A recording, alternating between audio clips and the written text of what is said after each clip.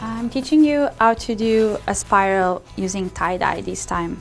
As you can see, you follow the spiral line around here in the pattern, and that is actually created by pinching the fabric and swirling it around, and it's the swirling that will create the spiral. And you can see, like with my motion, I'm already creating a spiral too.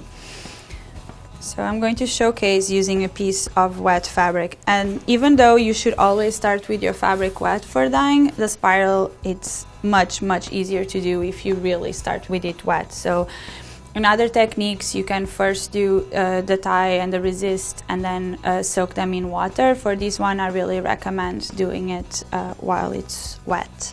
So you want to pinch in the center of your spiral and keep holding on to that. And then with your other end, you want to sort of swirl the fiber around.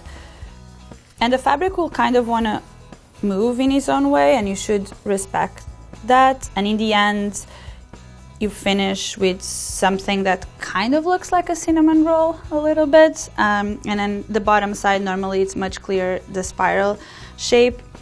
And then you want to use either cord or just rubber bands to keep it gathered like this. So for instance, one of my ends was running here. And you'll a little bit lose its shape, but you also don't want the rubber bands to be super tight in here. So just enough to help it keep the shape that it has. Maybe my first rubber band was a little bit too tight, so I'm going to undo it. Okay, I think it's better. And in the end, will just look like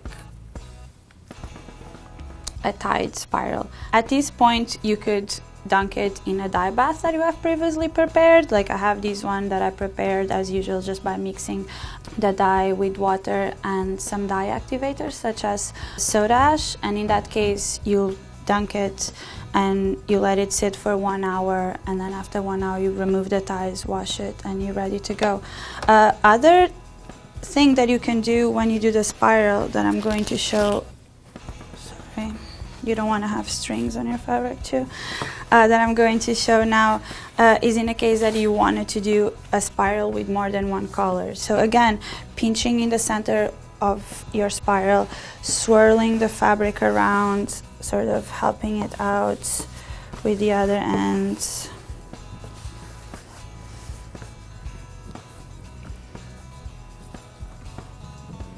And then I'm just going to use my squeeze bottles for this one. So I'm going to pick, maybe I'm picking red, yellow, maybe I'll just keep to the 2 colors.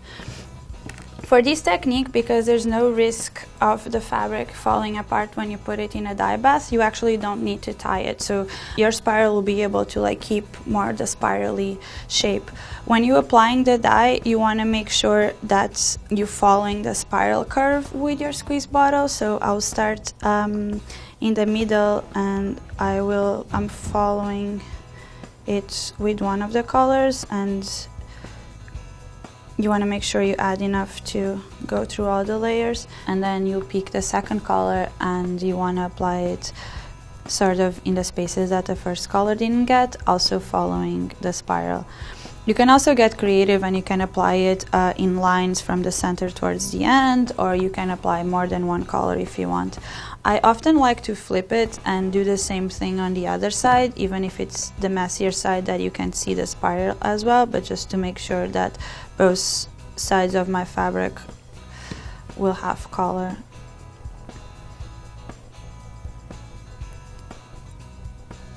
After this step, you just cover your spiral with plastic bag and you let it cure from 4 to 24 hours, and then you can rinse it as well. So I showed you a way to do spirals using tie-dye, using 2 different dyeing techniques, immersion dyeing and dyeing with squeeze bottles.